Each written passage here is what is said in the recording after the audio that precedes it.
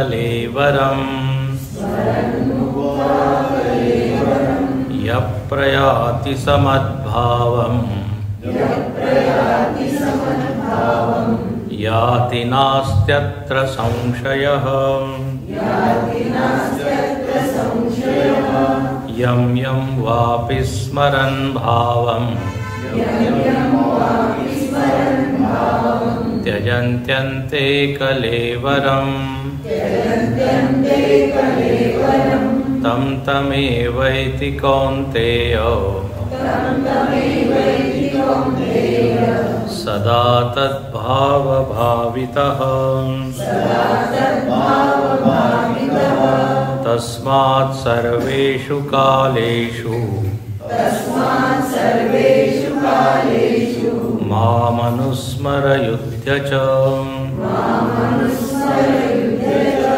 मय्यर्पितमनो बुद्धिः मामेवैष्यस्य संशयः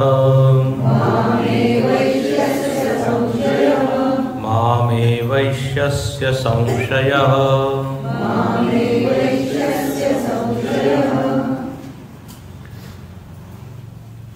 अर्जुनाने एक प्रश्न विचारला होता की मरणाच्या वेळेस योगी लोक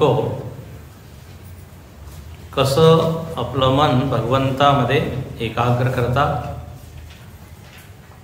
कशा प्रकारे ते लोक साधना करतात आणि हे शक्य त्यांना होतं की ते शेवटच्या क्षणी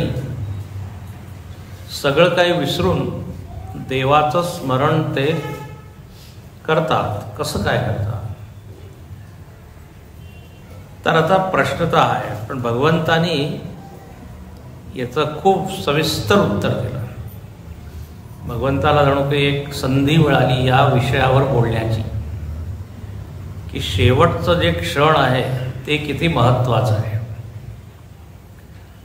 म्हणजे आयुष्यामध्ये आपण जे जगत आहोत ते तर महत्त्वाचं आहेच, पण पुढची गती याच्यावर अवलंबून आहे की मरणाच्या वेळेस आपली मनस्थिती काय, मनोवृत्ती काय आहे, मनामध्ये कोणते विचार चालू आहे। कारण तेच विचार किंवा भावना पुढच्या जन्मासाठी काय कारण होते।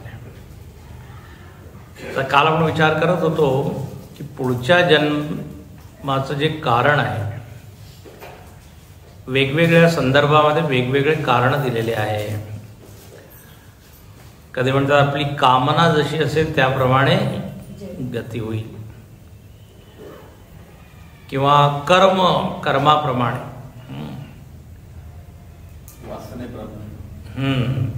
तर कर्म आहे, कर्म स्थूल रूप झालं,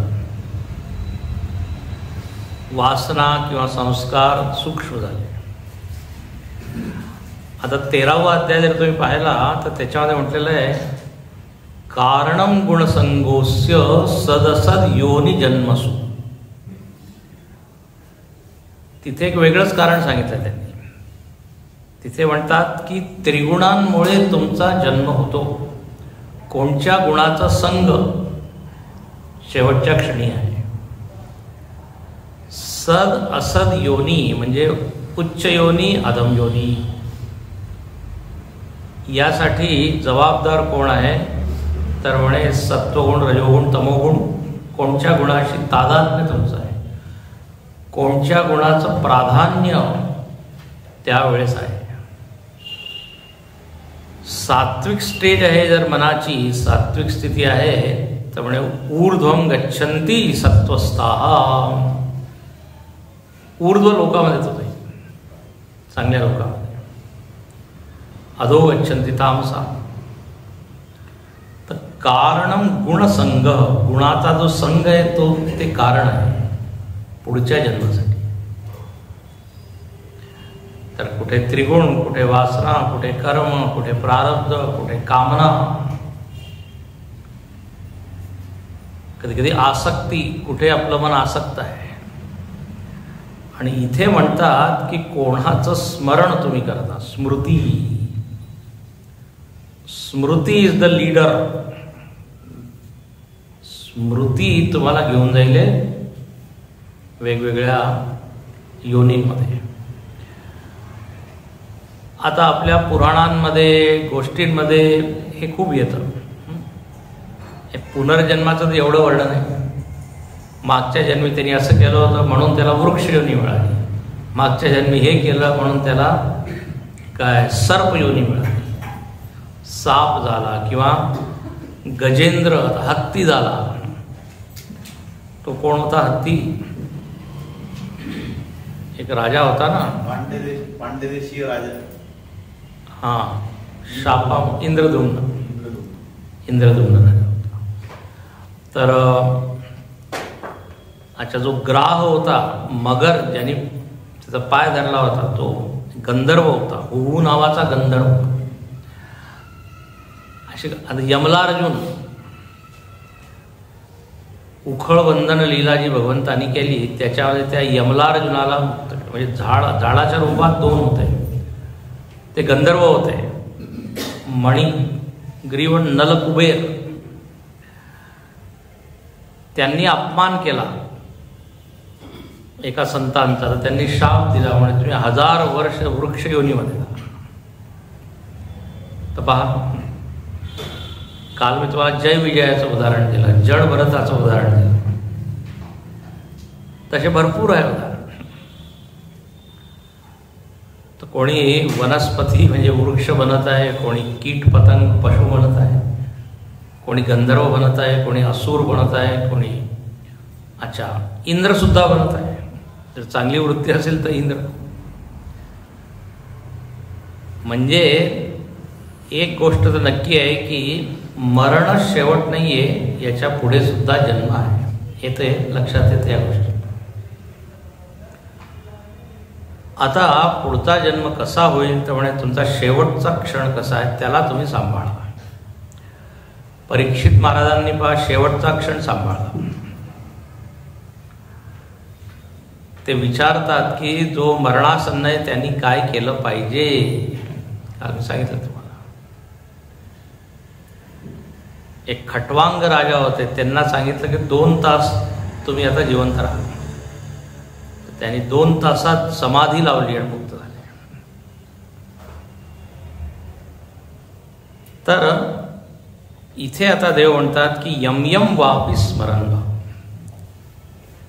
स्मरण तुम्ही जसं कराल त्याप्रमाणे तुमची गती होईल. सदा तद्भाव भावित, त्यात भावात भावित म्हणजे तसंच तुम्हाला आकार मिळेल, आकृती मिळेल. म्हणून यस्मादेवम अंत्याभावना देहांतर प्राप्तो कारणम तस्मात,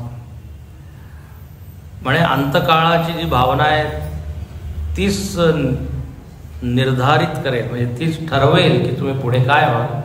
म्हणून सर्वेषु कालेषु माम, काल इथपर्यंत आपण आलो होतो. म्हणे म्हणून तुम्ही काय करा, प्रत्येक काळामध्ये. अच्छा, इथे 5व्या श्लोकामध्ये एक शब्द दिलेला आहे अंतकालेच मामेव. जो अंतकाळ म्हणजे शेवटच्या क्षणी माझं स्मरण करतो मलाच प्राप्त होतो. पण इथे गुरुजींनी छान व्याख्या केली. इथे अंतकाले च लिहिलं आहे. च म्हणजे जीवन आयुष्यभर ज्यांनी केलं आणखीन शेवटी. च म्हणजे आणखीन आणि और च म्हणजे आयुष्यभर आणखीन, मग पुढे शेवटच्या अंतकाले च. कारण इथं म्हणजे सर्वांचा अनुभव शेवटच्या क्षणी अचानक आपल्या मुखामध्ये काही राम राम येणार नाही. ज्याची सवय आहे तेच होईल. काल उदाहरणही मी दिली. आता पहा, अजामिळाने तर अजाणतेपणाने काय केलं, नारायणाचं नाव घेतलं. तर भगवंताची कृपा त्या घटनेमध्ये आहे.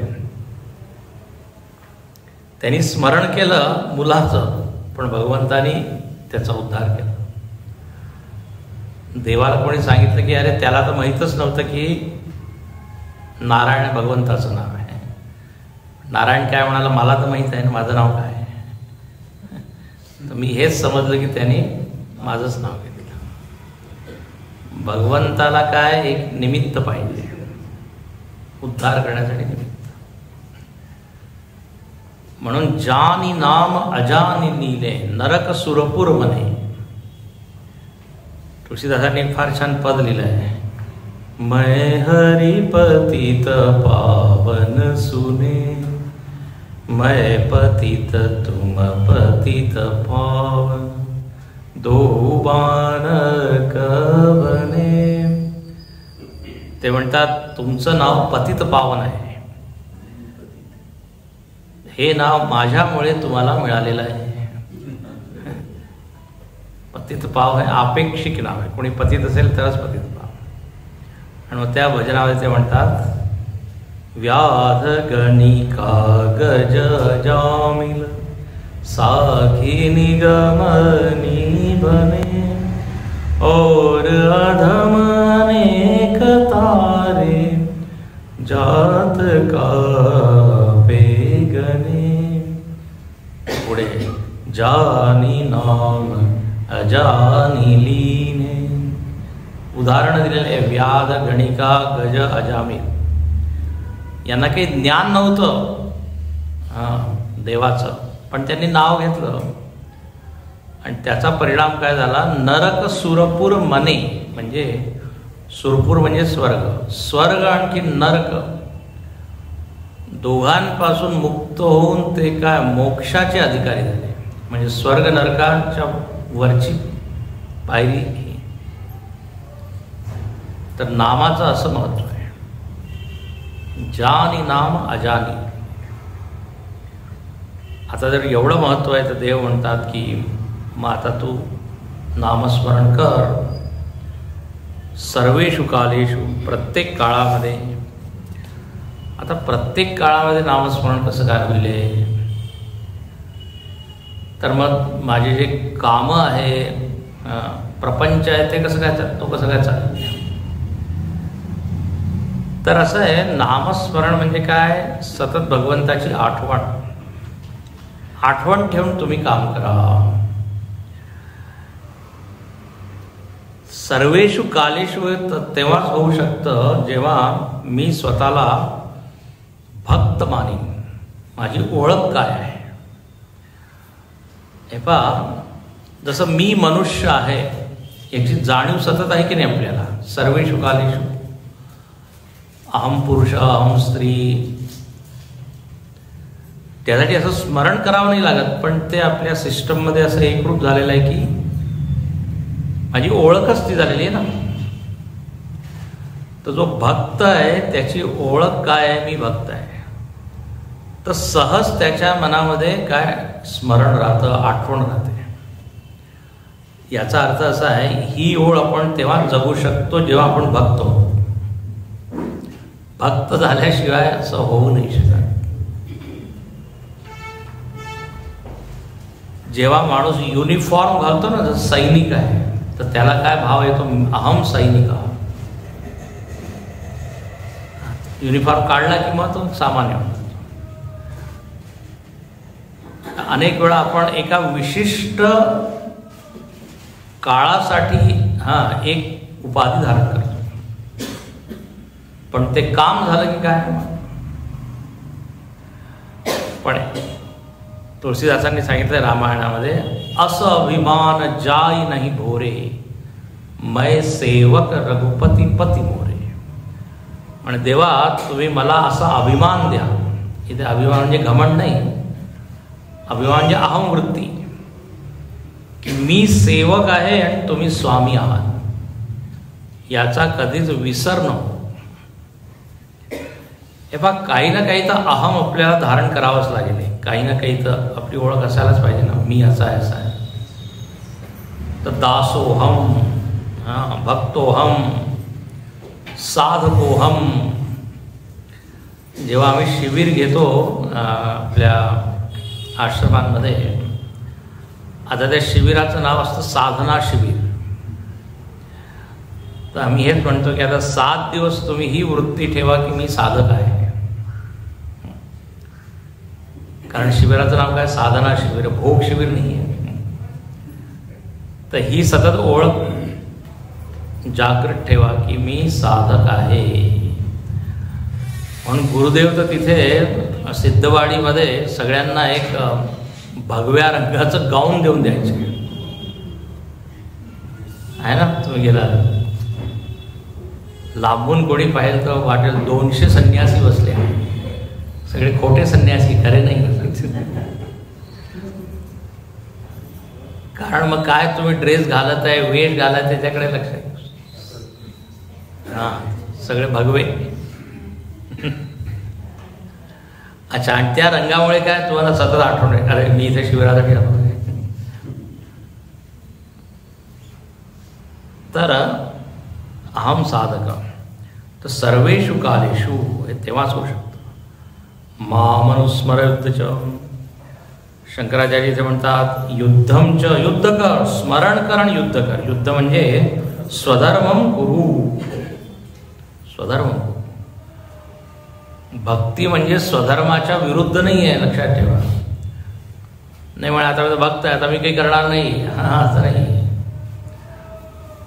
सगळं करून सुद्धा मी भक्त होऊ शकतो. अच्छा, आता इथे ही जी ओळ दिली आहे की सर्वेषु कालेषु अनुस्मर, याच्यावर समर्थ रामदास स्वामींनी पूर्ण एक समासच दिला आहे. म्हणून मी काल तुम्हाला संकेत केलं होतं. तर मी आज दासबोध घेऊन आलो, छान छान ओव्या आहेत, कधी कधी दासबोधही वाचलं पाहिजे. नामस्मरणाचा हा समास आहे, फार सुरेख आहे. कारण इथं सर्वेषु कालेषु जे आहे ना, त्याच्यावर इथे लिहिलं आहे स्मरण देवाचे करावे, अखंड नाम जपत जावे, नामस्मरणे पावावे समाधान. सर्वेषु काले म्हणजे अखंड, खंड पडला नाही पाहिजे. आता कोणी विचारलं केव्हा मी स्मरण करू, नित्यनेम प्रातःकाळी, म्हणजे सकाळी, प्रभाते मनी रामचिंतीत जावा. म्हणजे ठीक आहे आता मी सकाळी करेन, म्हणे नाही थांबा जरा अजून आहे का, मध्यान्ह काळी, दुपारी सुद्धा केलं पाहिजे. ठीक आहे दुपारी, संध्याकाळी तुम्ही टी व्ही पाहू शकतो, म्हणे नाही संध्याकाळी, सायंकाळी. तर नित्यनेम प्रातःकाळी, माध्यान्हकाळी, सायंकाळी, नामस्मरण सर्व काळी करीत जावे. अच्छा, आणि ठीक आहे आता ह्याचं काळाचं विभाजन झालं. काळ आता इथे म्हणतात मनाची काहीही अवस्था असू दे, नामस्मरण सोडायचं नाही. सुख दुःख उद्वेग चिंता अथवा आनंद रूप असता, नामस्मरणे सर्वथा राहोच नाही. म्हणे आता माझी तब्येत ठीक नाही तर आज नामस्मरण सोडून नाही, म्हणे पडल्या नामस्मरण.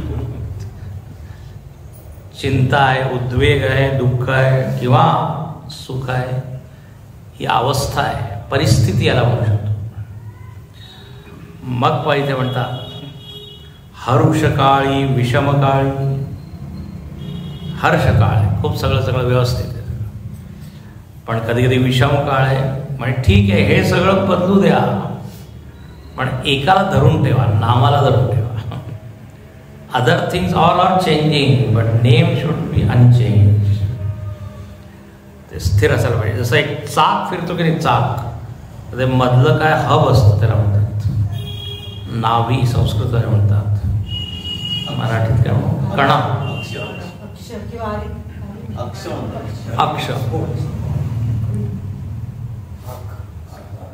अक्ष ना. हा एक्सेल म्हणतात मराठी. कणा सुद्धा म्हणतात, मी तर ऐकलेलं कणा. अच्छा हा, बरेच शब्द अक्ष,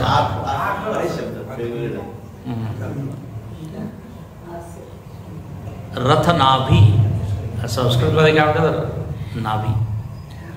ठीक आहे, तर चाक फिरत आहे पण त्या जमिनीच्या संपर्कात येत आहे, वेगवेगळं त्याचं काय भाग, पण ते जे नाभी आहे किंवा मधलं जे आग आहे ते तसंच आहे.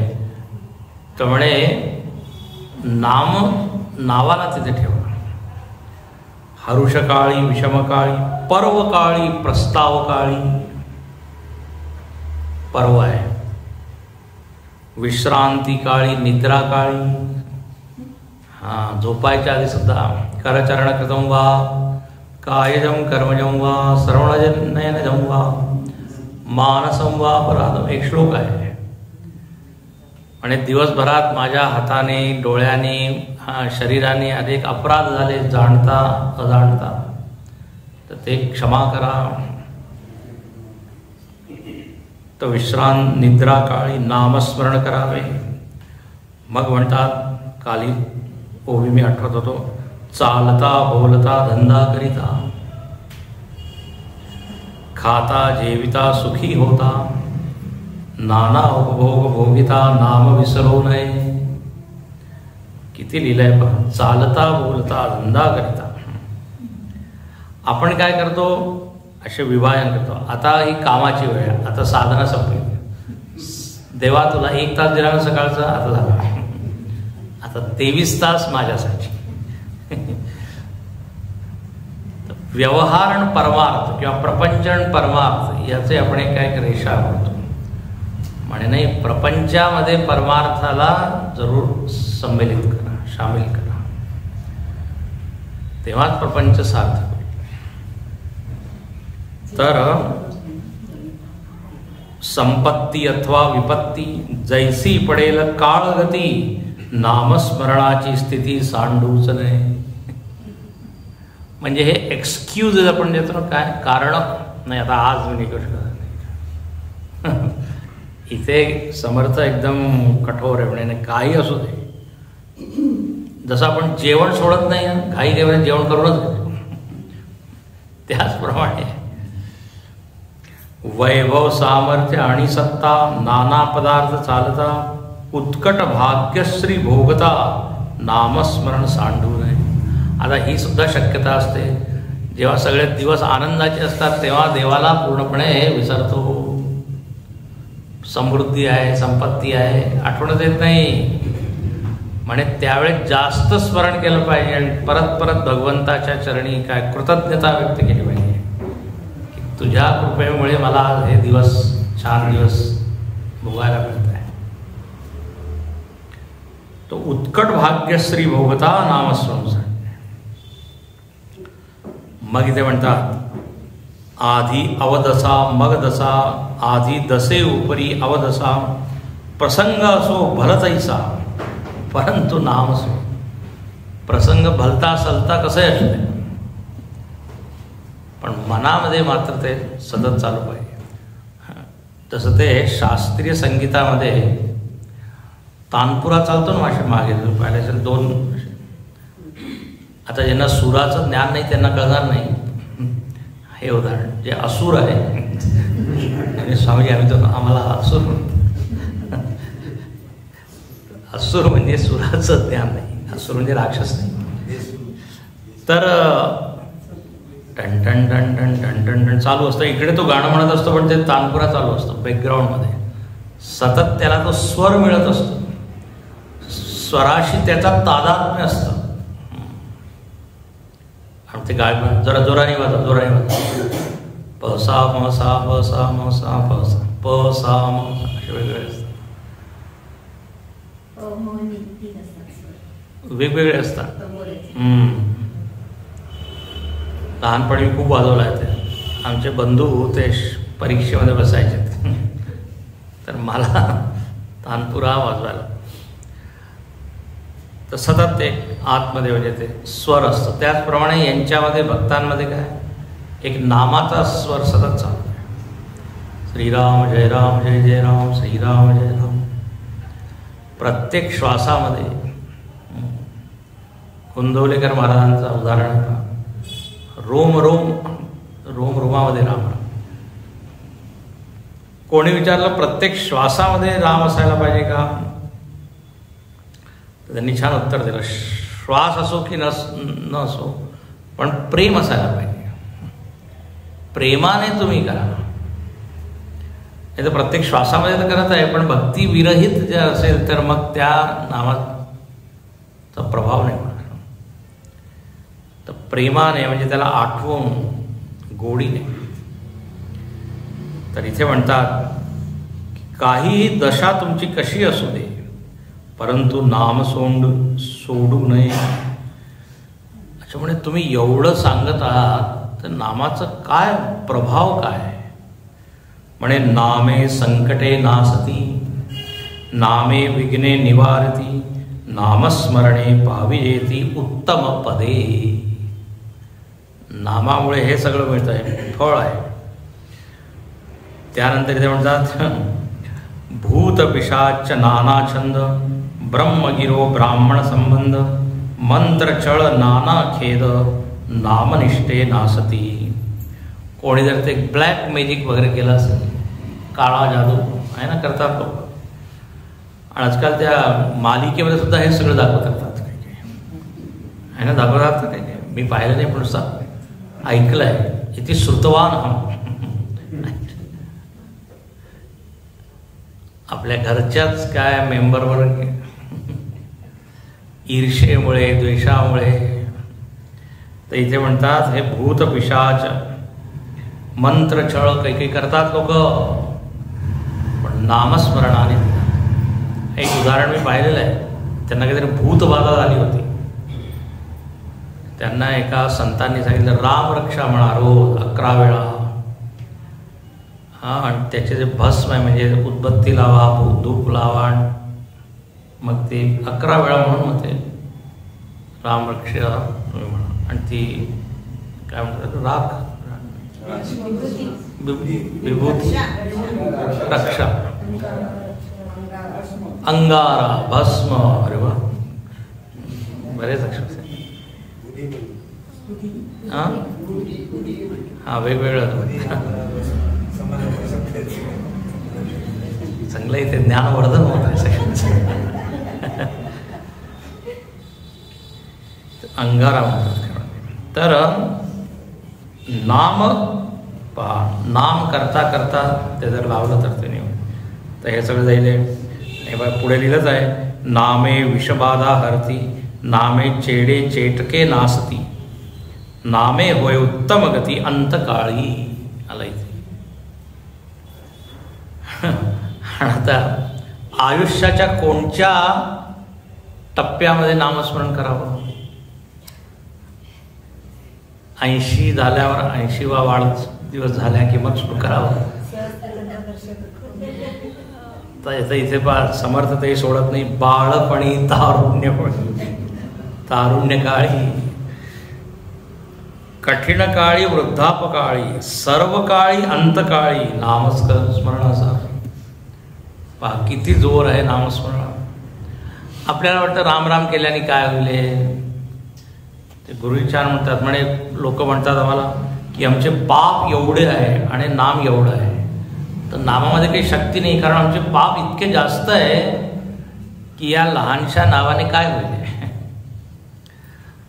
पण देव म्हणतो तुम्ही तराजूमध्ये ठेवून पहा, नामाची शक्ती जास्त. आत्ता तुम्ही सांगितलं ना, पर्वत जळतील पापाचे घेता नाम विठोबाचे. पर्वत जळतील पापाचे असं म्हटलेलं आहे. नामनोस्ति यावती शक्ती तावत कर्तुम न शकनो. नामामध्ये एवढे पाप भस्म करण्याची शक्ती आहे की तेवढे पाप आपण करू सुद्धा शकत नाही असं म्हटलं आहे. अच्छा, म्हणे तुम्ही एवढं सांगत आहात, काही उदाहरण आहे, दृष्टांत आहे ज्यांनी नामस्मरण केलं आहे आणि मग ते सिद्ध झाले आहे. त्यामुळे आहे नामाचा महिमा जाणे शंकर. शंकर राम राम राम, श्रीराम जय राम जय. काशीमध्ये जर कोणी मरत असेल, देह सोडत असेल, तर त्याच्या कानामध्ये शंकर राम नाम म्हणतो. राम नामाला म्हटलेलं आहे तारक मंत्र, श्रीराम जय राम जय जय राम. तर नामाचा महिमा जाणे शंकर म्हणून ते आहे ना श्लोक. अनेक वेळा मी सांगितलं आहे तुम्हाला.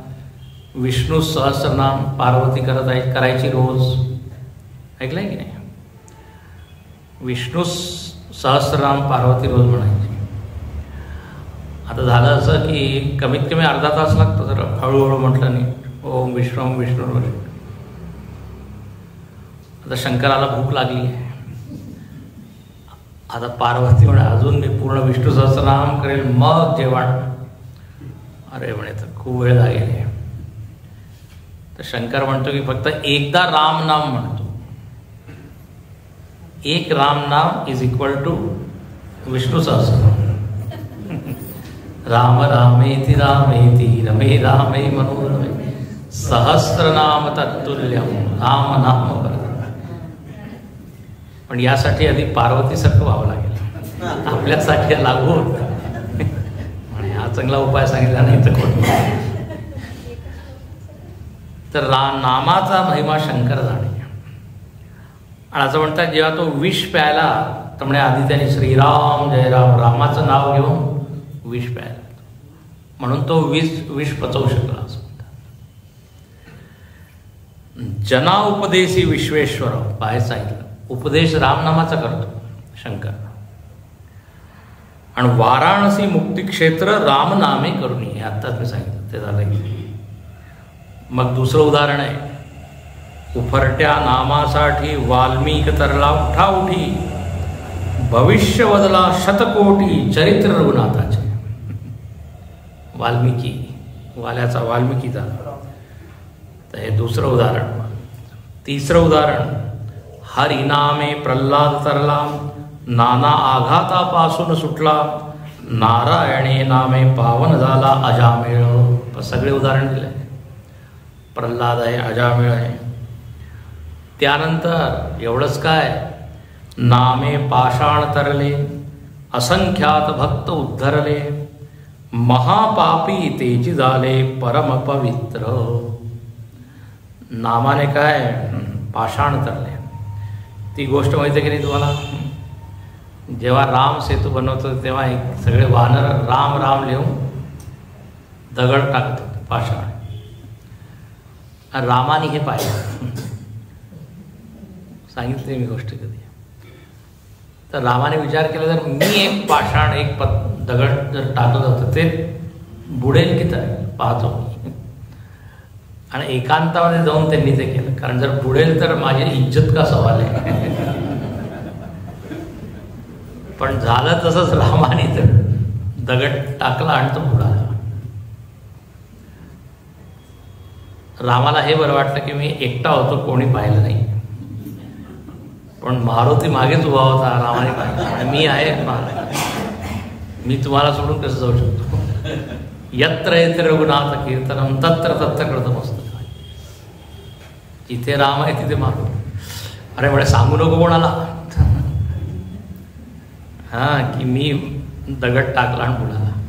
आणि याच्यामध्ये तुम्हाला एवढी लाज वाटण्यासारखी गोष्ट नाही आहे. ज्याला तुम्ही सोडा तो तर बुडेलच ना. हे पहा त्याची व्याख्या कशी केली. ज्याचा त्याग तुम्ही कराल तो कसा तरेल. देवाने चांगला आहे छान तुम्ही सांगितलं. पण तिथे अर्थ काय सांगितलं की जे राम करू नाही शकत ते नावाने केलं. पाषाण तर अशी या नामाची ख्याती आहे. याचा महिमा आहे महती आहे. परमेश्वराची अनंत नामे स्मरता तरी नित्यनेमे नामस्मरण करिता येमे बाधी जैना. नाम स्मरणामुळे काय यमराज जो आहे यम त्याची बाधा होणार नाही मुक्त होईल. म्हणून त्याला ना क्रियते तस्य यमेन न चर्चा. यमराज त्याची चर्चा करते. सहस्रनामामध्ये कोणी एक म्हणता होत असे सार्थक नामस्मरता पुण्यश्लोक होई जे सोय. म्हणून ते फार छान. शेवटी म्हणतात एक आणखीन आहे या नामस्मरणामध्ये सगळेजण अधिकारी आहे. नाही तर काय यज्ञ याग कोणी एक विशिष्ट व्यक्तीच करू शकते. पण इथे काय म्हणतात चहुवर्णा नामाधिकार नामी नाही लहान थोर जड मूळ पैल पार पावती नामे. आहे ना. आता शबरी सुद्धा नाव घेते, जनक महाराज सुद्धा घेतात, प्रल्हादही घेतो. आता असुरपुत्र आहे प्रल्हाद, आणि ध्रुव सुद्धा घेतो, बाळ ध्रुव, तो उत्तानपाद राजाचा मुलगा आहे. म्हणोनी नाम अखंड स्मरावे, रूप मनी आठवावे, तिसरी भक्ती स्वभावे निरोगिली. तर या प्रकारे ही तिसरी भक्ती इथे सांगितली. अगाध महिमा न वचे वचे वदला, नामे बहुत जन उतरला, हळहळापासून सुटला प्रत्यक्ष चंद्रमौली. तेच मी सांगितलं आता. तर आहे ना, गीतेमध्ये जे सांगितलंय तेच समर्थांनी. म्हणून पहिल्याच समासामध्ये समर्थ रामदास स्वामी म्हणतात की जेवढ्या गीता आहे त्यांची संमती आहे या दासबोधाला. हां, म्हणजे नाना ग्रंथांची संमती. तर इथे म्हणतात भगवद्गीता, ब्रह्मगीता, हंसगीता, पांडवगीता, गणेशगीता, येमगीता, उपनिषदे, भागवत, या सगळ्या ग्रंथांमध्ये जे ज्ञान दिलं आहे ते तिथे आहे. इत्यादिक नाना ग्रंथ संमतीस बोलिले येथ, भगवत वाक्य येथार्थ निश्चयेसी. जसं सगळ्या उपनिषदांमध्ये जे सांगितलं ते गीतेमध्ये सांगितलं. सर्व उपनिषद गाव, उपनिषदांचा सार गीता, त्याचप्रमाणे सगळ्या गीतांचा सार दासबोध. तर मला आठवलं म्हणून हे समास मी वाचला. तर सर्वेषु कालेषु मामनुस्मरयुद्धेषु. काही काही लोक हा समास पूर्ण पाठ करून घेतात नामस्मरणाचा, आणि नित्य त्याचं काय पठण करतात. केलं पाहिजे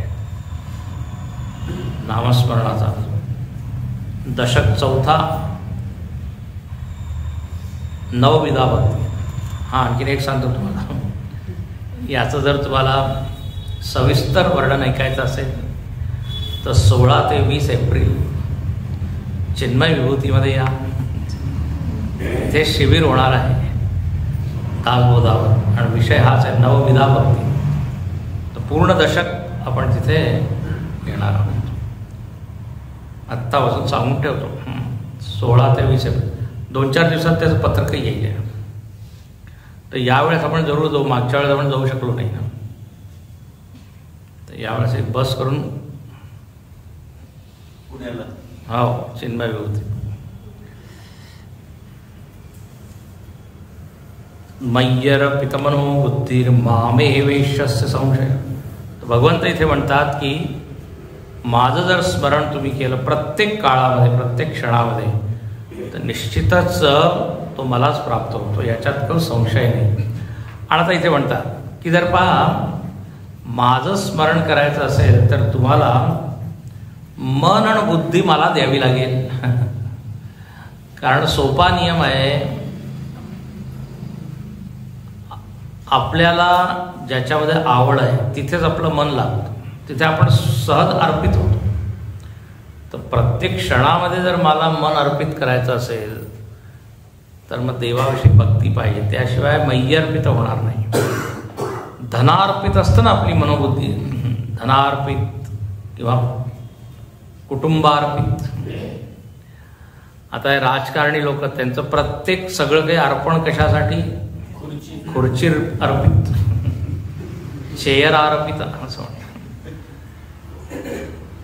ते मोठे मोठे जे कथा होतात तिथे पोचून जातात, कारण तिथे एवढे वोट दिसतात त्यांना. लोक म्हणजे मत.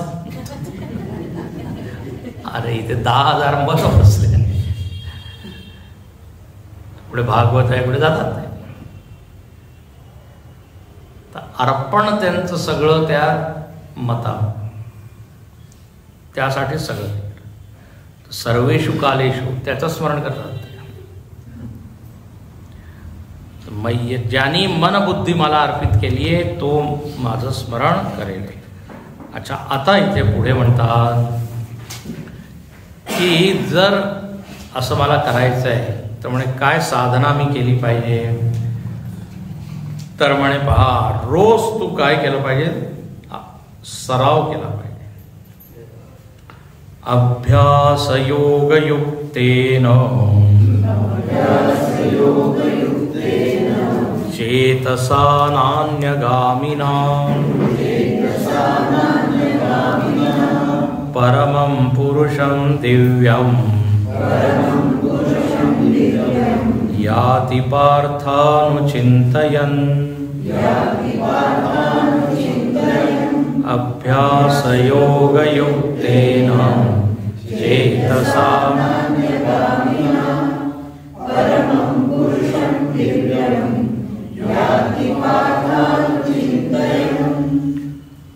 म्हणे जो उपासक आहे, जो भक्त आहे, त्याच्याकडे एक विशिष्ट चित्त आहे. त्याच्याकडे चित्त जे आहे ते एक विशेष प्रकारचे, सामान्य लोकांकडे तसं चित्त नाही आहे. चित्तासाठी ते शब्द दिलाय चेतसा. चेतसा म्हणजे मनसा, मन. म्हणजे काय त्याचं विशिष्ट मन आहे? मन तर सगळ्यांचं एकसारखं दिसतं. अच्छा, मनाचं असं काही विशेष रंग रूप आकार तर काही दिसत नाही. म्हणजे काय त्याच्यामध्ये विशेषता आहे? त्यामुळे अभ्यास योग युक्तेन चेतसा. सुंदर वर्णन आहे. अभ्यास योगाने युक्त त्याचं मन आहे. अभ्यास योग त्यांनी केलेला आहे. अच्छा, म्हणजे आता अभ्यास म्हणजे काय? तर इथे आता मराठीमध्ये अभ्यास म्हणजे काय? अभ्यास म्हणजे अध्ययन आपण म्हणतो, पण इथे अभ्यास वेगळा अर्थ आहे. अभ्यास फार सुंदर अर्थ केला आहे शंकराचार्यांनी इथे ऐका.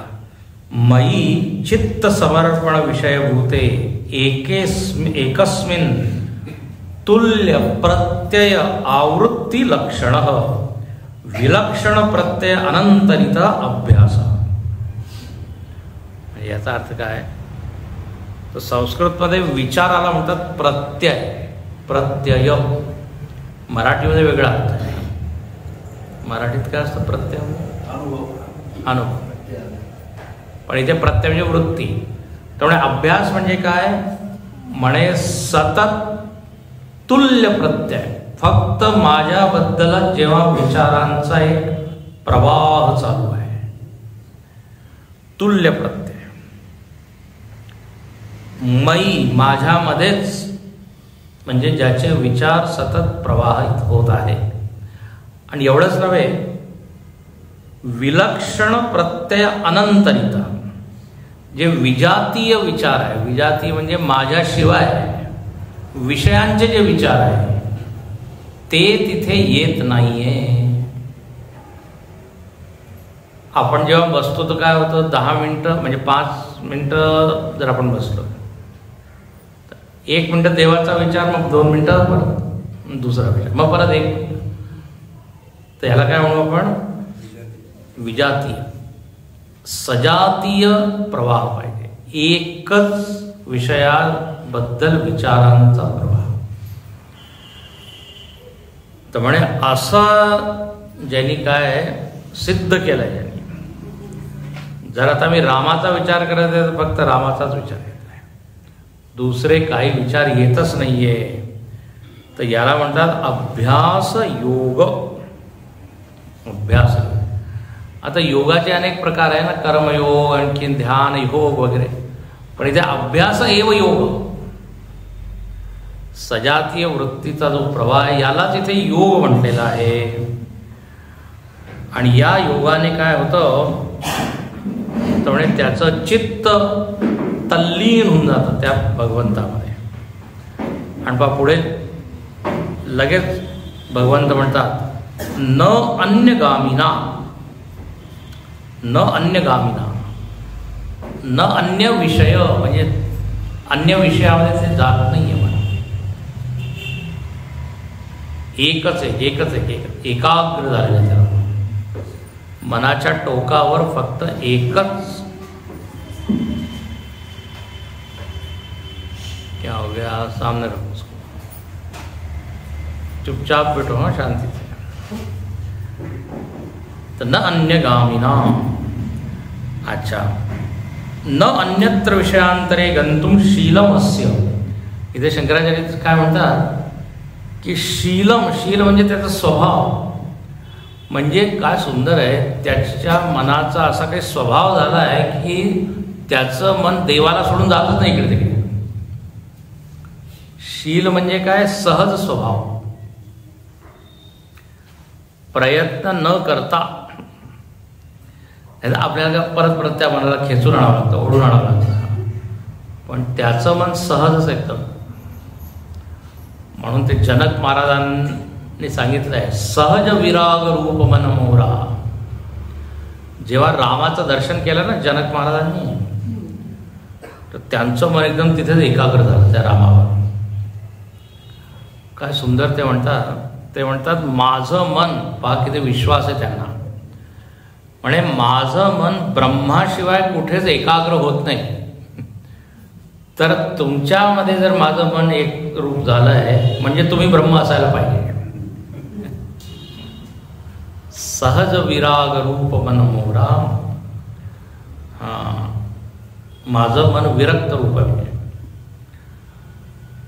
थकित होई जिमीचंद चकोरा. जसं चकोर कुठे पाहतो, नुसतं चंद्राकडे. त्याप्रमाणे न अन्यगामिना, त्याचं मन इतकं स्थिर झालेलं आहे. म्हणे कसं काय त्यांनी केलेलं आहे, म्हणे सवय सराव, एका दिवसात होत नाही. आणखीन आता तो चिंतन करत आहे एकाग्र मनाने. म्हणे कोणाचं चिंतन करतो, परमं पुरुषं दिव्यम, परमं निरतिशयम.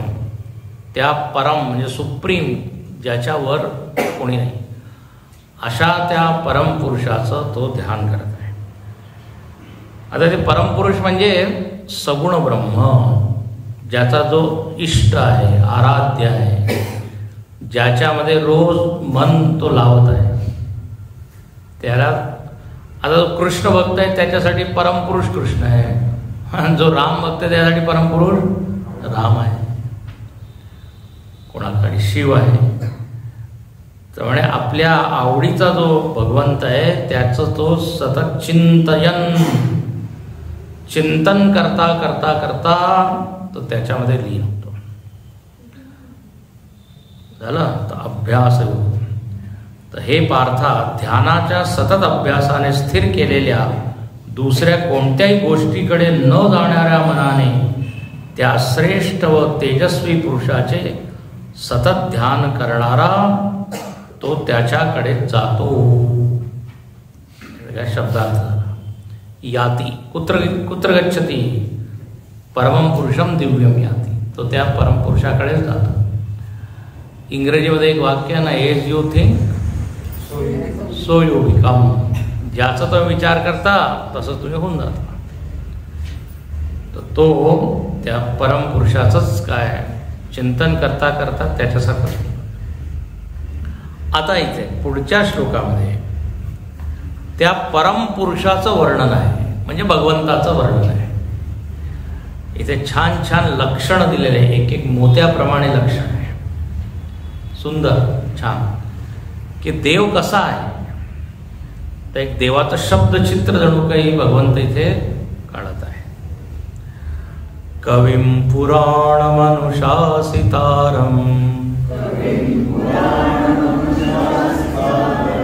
अणोरणीयान् समनुस्मरेद्यः सर्वस्य धातारमचिन्त्य रूपम् आदित्यवर्णं तमसः परस्तात्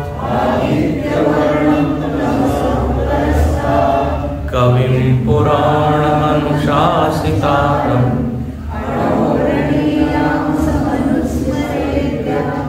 सर्वस्य दातारमचिन्त्य रूपम् आदित्यवर्णं तमसः परस्तात्.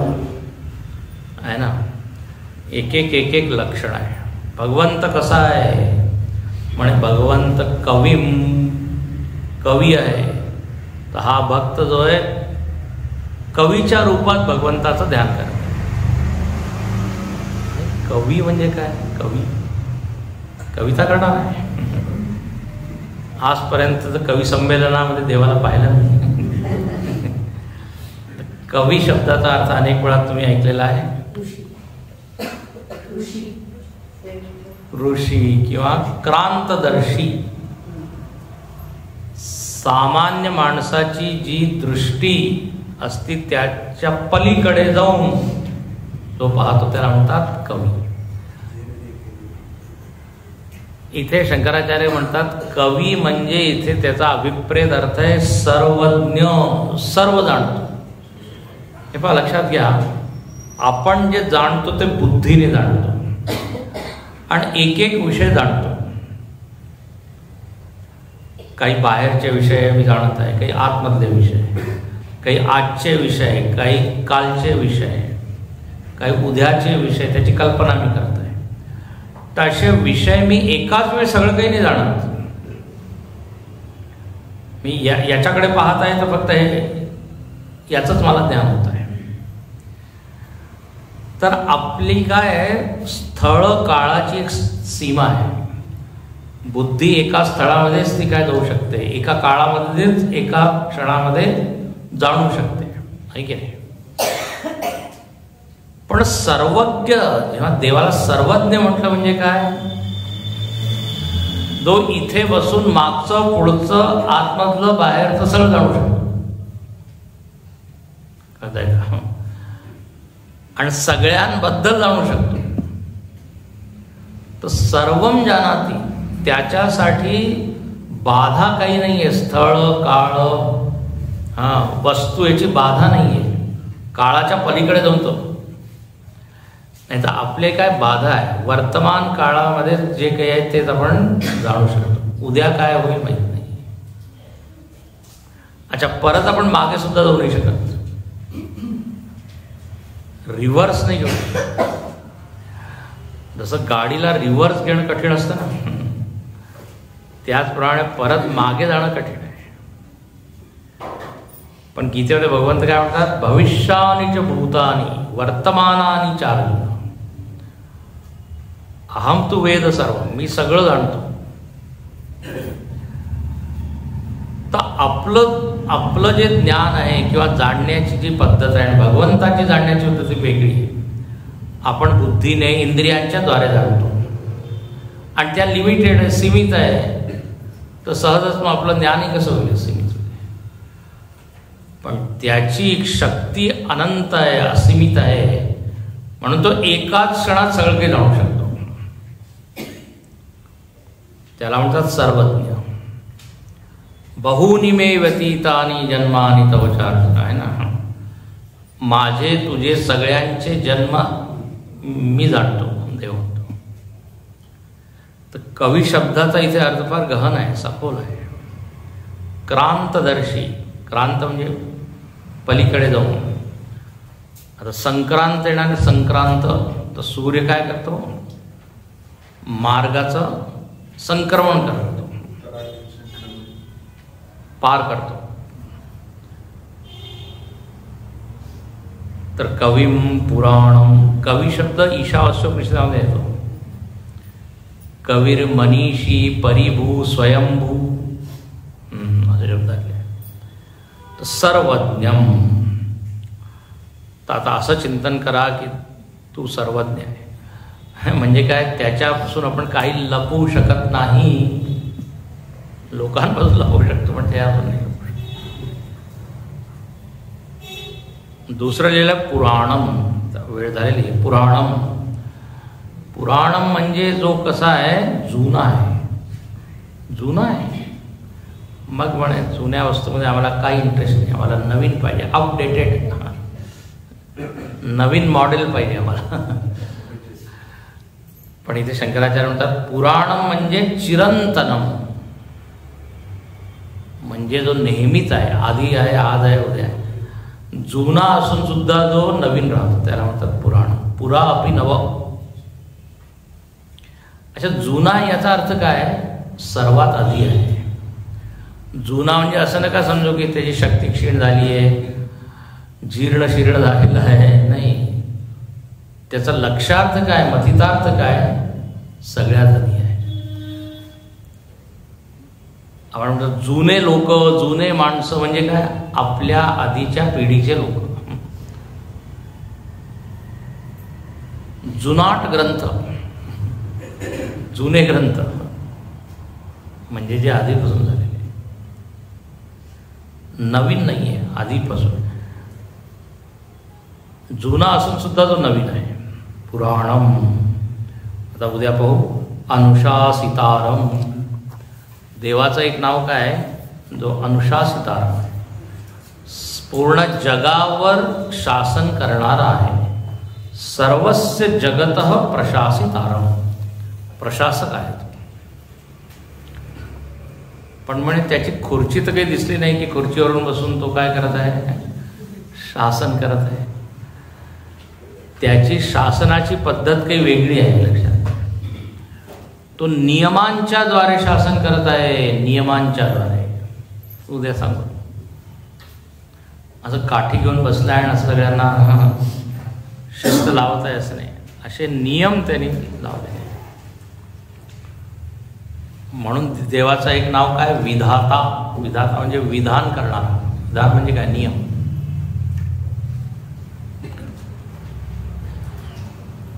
ओम पूर्णमद पूर्णमिदं पूर्णात् पूर्णमुदच्यते पूर्णस्य पूर्णमादाय पूर्णमेवावशिष्यते. ओम शांति शांति शांति. हरि ओम.